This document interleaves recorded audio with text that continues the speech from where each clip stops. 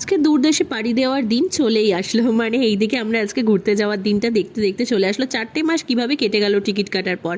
তারপর এদিকে দেখো সবাই রেডি হয়ে বেরিয়ে পড়লাম। আমি আর তোমাদের দাদা চলে যাচ্ছি হাওড়া স্টেশন। গিয়ে অনেকক্ষণ আগে পৌঁছে গেছি, তার জন্য একটু ওয়েটিং রুমে ওয়েট করলাম। আর ভাবলাম চলো দুজন মিলে একটুখানি জুস খাই, কারণ বেকারি তো দুজনে বসে আছি। তারপর এদিকে জুস খাওয়ার পর এদিকে কিনে নিলাম টুকিটাকি কয়েকটা খাওয়ার। তারপর চলে আসলাম, যেহেতু ফ্যামিলিরাও স্টেশনে চলে এসছে, তো আমি তাই জন্য আর বেশিক্ষণ লেট করলাম না। সবাই মিলে সবার সাথে মিট করতে চলে এসেছি।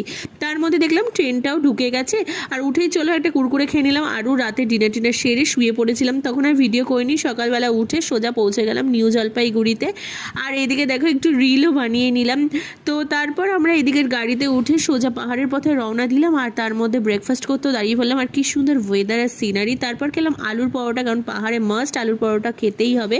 তারপর এদিকে রুমেও পৌঁছে গেলাম। আর পুরো ব্লগটা দেখতে হলে বড় ভিডিও দেখে নাও।